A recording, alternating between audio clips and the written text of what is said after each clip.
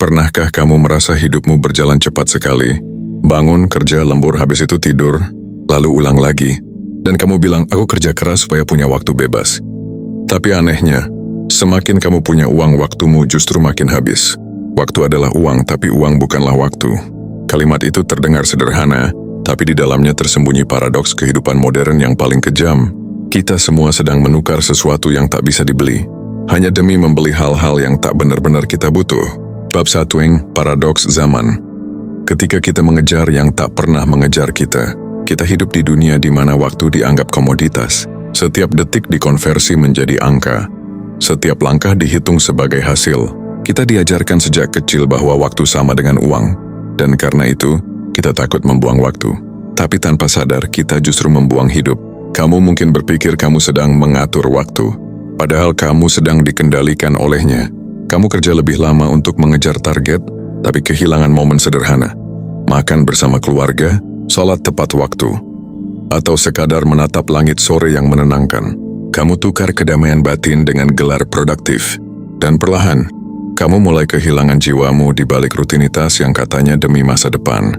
Stoikologi mengajarkan, hidup bukan tentang memperpanjang waktu, tapi tentang memperdalam makna. Sementara Islam mengingatkan, demi masa, sesungguhnya manusia benar-benar dalam kerugian. Surat Al-Asr ayat 1-2. Ayat itu bukan sekadar peringatan, itu adalah cermin bahwa manusia tak rugi karena waktu berjalan cepat, tapi karena dia tak sadar maknanya. Bab 2. Ketika uang menggantikan nilai. Uang itu penting, tapi hanya sampai titik tertentu. Setelahnya uang berhenti memberi arti dan mulai mencuri makna. Ketika uang menjadi ukuran segalanya, maka waktu kehilangan nilainya. Lihatlah sekelilingmu. Banyak orang yang punya uang, tapi tak punya waktu untuk menikmati hidupnya. Mereka bisa membeli tempat tidur mahal, tapi tak bisa membeli tidur nyenyak. Mereka bisa beli rumah megah, tapi tak bisa membeli rasa damai di dalamnya. Dalam pandangan Stoik, ini disebut false pursuit, pengejaran palsu. Kita dikejar ambisi karena takut dianggap gagal, bukan karena benar-benar ingin hidup bermakna. Dan itu sama seperti berlari di treadmill. Kamu capek, kamu berkeringat, tapi kamu tetap di tempat yang sama. Islam pun menegur keras orang yang menuhankan harta. Kamu dilalaikan oleh bermegah-megahan, sampai kamu masuk ke dalam kubur. Surat At-Takatsur ayat 1-2. Itu bukan larangan untuk kaya, tapi peringatan agar jangan sampai uang menghapus kesadaran bahwa hidup punya batas. Karena uang bisa mengganti semua hal kecuali satu, waktu yang hilang. Bab 3. Waktu. Anugerah yang tak bisa diperpanjang. Coba pikir, apa yang paling kamu takut kehilangan hari ini?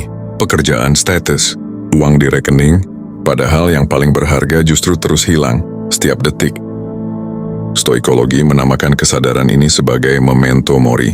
Ingatlah kematian, bukan agar kita hidup dalam ketakutan, tapi agar kita berhenti menunda hidup. Sementara Islam mengajarkan konsep yang sama dengan kalimat lembut Rasulullah. Manfaatkan 5 perkara sebelum 5 perkara. Mudamu sebelum tuamu, sehatmu sebelum sakitmu, kayamu sebelum miskinmu, luangmu sebelum sibukmu, dan hidupmu sebelum matimu. Itulah inti dari waktu adalah uang, tapi uang bukanlah waktu. Waktu bisa menghasilkan uang, tapi uang tak bisa mengembalikan waktu yang sudah hilang. Bab 4. Paradoks modern, sibuk tapi kosong. Kita hidup di era sibuk tanpa arah. Orang berlomba-lomba jadi paling cepat, paling sibuk, paling sukses, tapi kehilangan rasa. Mereka tak lagi tahu kenapa melakukan sesuatu, hanya tahu bagaimana melakukannya. Itulah penyakit modern yang disebut existential emptiness, kekosongan eksistensial. Dan disinilah ajaran Islam dan Stoik bertemu. Keduanya mengingatkan bahwa makna bukan terletak pada banyaknya aktivitas, tapi pada niat dan kesadaran di baliknya. Stoik mengatakan, yang menguasai pikirannya menguasai hidupnya. Islam menambahkan, sesungguhnya setiap amal tergantung pada niatnya. Hadis riwayat Bukhari Muslim. Jadi bukan soal kamu kerja keras atau santai, tapi apakah kerja kerasmu itu mendekatkanmu pada keberkahan, atau justru menjauhkanmu dari dirimu sendiri? Bab 5. Waktu, kesadaran, dan takdir. Dalam filsafat Islam, waktu bukan sekadar garis lurus.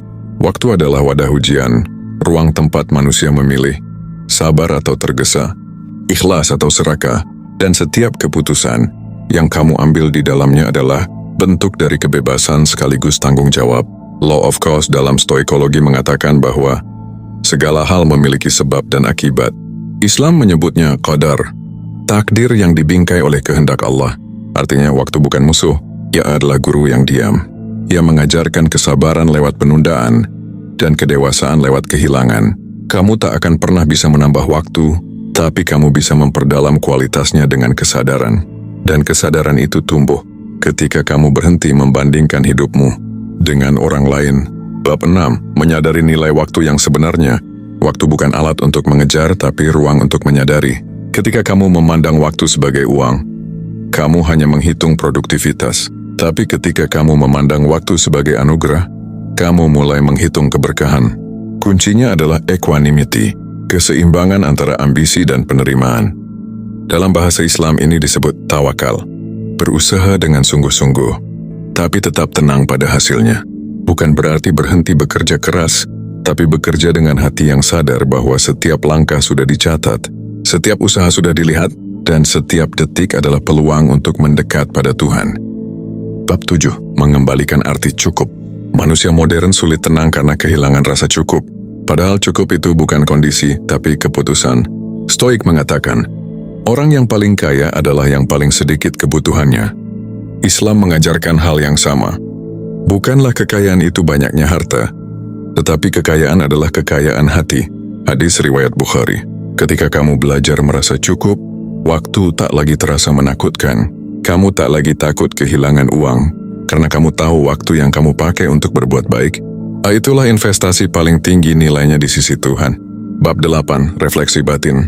Kapan terakhir kali kamu hidup pelan? Coba tanya pada dirimu sendiri. Kapan terakhir kali kamu menikmati waktu tanpa merasa bersalah? Kapan kamu benar-benar hadir dalam doa tanpa tergesa? Kapan kamu menatap langit bukan karena ingin menandai waktu, tapi ingin bersyukur atasnya? Jika kamu sudah lama lupa rasanya, mungkin ini waktunya berhenti mengejar jam dan mulai mengejar makna. Bab 9. Waktu tak menunggumu. Hidup bukan tentang berapa banyak waktu yang kamu punya, tapi seberapa dalam kamu menjalaninya. Uang bisa kamu cari, tapi waktu tak pernah menunggumu. Satu-satunya cara menghargainya adalah dengan hidup sepenuh kesadaran.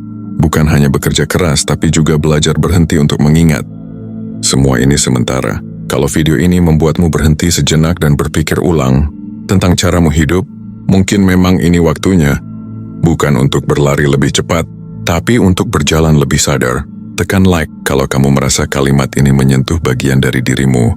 Tulis isi hatimu di kolom komentar, karena kadang satu kata jujur bisa jadi penenang untuk jiwa lain yang sedang lelah. Dan jangan lupa subscribe, bukan karena angka tapi karena mungkin kamu butuh ruang untuk bernapas, ruang untuk pulang ke kesadaran. Bersama Nafas Baru.